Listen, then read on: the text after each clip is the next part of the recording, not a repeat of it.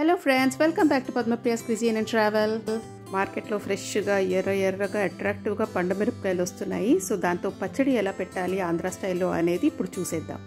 First అయితే ఒక table spoon మెంతులు ఇలా గోల్డెన్ అయ్యే వరకు నీట్గా లో ఫ్లేమ్లో వేయించుకోవాలి. ఇది మెల్లగా లో టు మీడియం ఫ్లేమ్లోనే చేయాలి. అవి మాడిపోకూడదు, కానీ మంచిగా రోస్ట్ అవ్వాలి. మెంతులు లైట్ గోల్డెన్ అయిన తర్వాత అందులోనే ఒక టేబుల్ స్పూన్ ఆవాలు కూడా కలిపి అవి చిడిచిడ అనే వరకు వేయించుకోండి. ఈ రోస్ట్ చేసిన మెంతులు ఆవాలు చల్లగా అయిన తర్వాత మెత్తగా పౌడర్గా చేసుకొని సైడ్లో పెట్టుకోండి. పండుమిరపకాయలు నీట్గా కడిగి ఇలా ఒక కాటన్ బట్టలో వేసి ఫ్యాన్ కింద ఒక 2-3 అవర్స్ ఆరబెట్టేయండి. తర్వాత ఒక్కొక్క మిరపకాయ మంచిగా నీట్గా తుడిచి దాంట్లో తడి ఏమాత్రం ఉండకుండా తీసుకోవాలి. ఫ్రెష్గా లేకుండా ఇలా తొడిమలు పోయినవి అలాంటి మిరపకాయలని సైడ్లో పెట్టేసుకోండి. అవి పచ్చడిలో వాడొద్దు. తొడిమలు లేని వాటిలోకి వాష్ చేసినప్పుడు నీళ్లు వెళ్ళి ఉండొచ్చు. అది మనకి పచ్చడిలో మళ్ళీ పచ్చడి తొందరగా పాడైపోతుంది. సో యూజ్ చేయొద్దు. ఇలా ముట్టుకున్నప్పుడు గట్టిగా ఫ్రెష్గా ఉన్నవే తీసుకోవాలి. ఇప్పుడు తొడిమలన్నీ తీసేసుకొని మిరపకాయలని క్లీన్ చేసుకుందాము.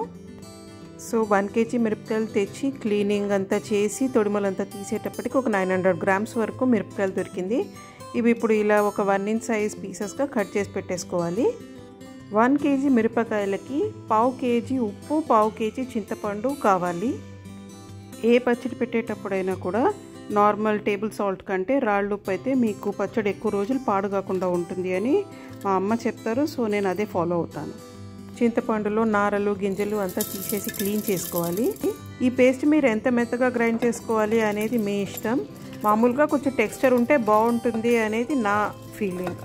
1000 watts కంటే ఎక్కువ పవర్ ఉన్న మిక్సీలో అన్నీ కలిపి వేసుకున్న మెత్తగా గ్రైండ్ అయిపోతుంది. లేదు మీ మిక్సీ పవర్ తక్కువ ఉంది, 600 watts అలాగే ఉంది అంటే చింతపండు ఉప్పు వేరేగా గ్రైండ్ చేసుకొని తర్వాత దాంట్లో మిరపకాయలు యాడ్ చేయండి. ఇలా గ్రైండ్ చేసుకున్న పేస్ట్ని నీట్గా ఒక గ్లాస్ బౌల్లో తీసుకోండి.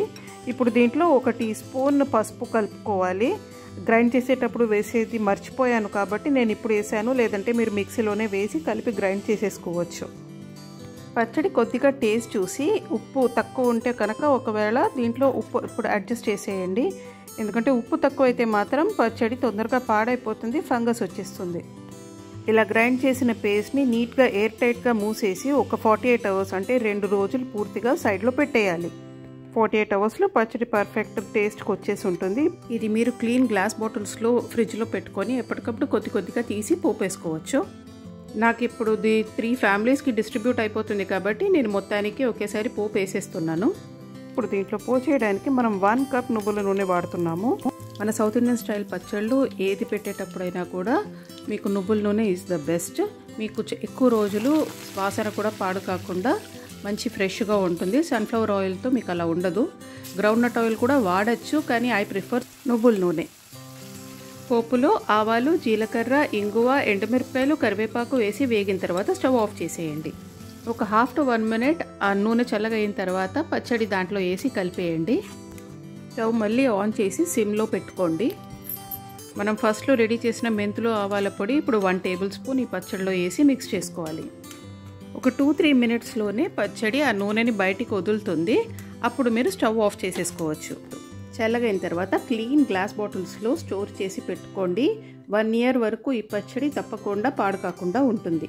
ఈ పచ్చడి చాలా టేస్టీగా ఉంటుంది. బట్ ఎంతైనా ఇది ప్యూర్ మిరపకాయలు కాబట్టి మనం వేసుకునే క్వాంటిటీ కొంచెం కంట్రోల్లో పెట్టుకుంటే మన డైజెస్టివ్ సిస్టమ్ కూడా బాగుంటుంది. సో తినండి, ఎంజాయ్ చేయండి and take good care of your health two.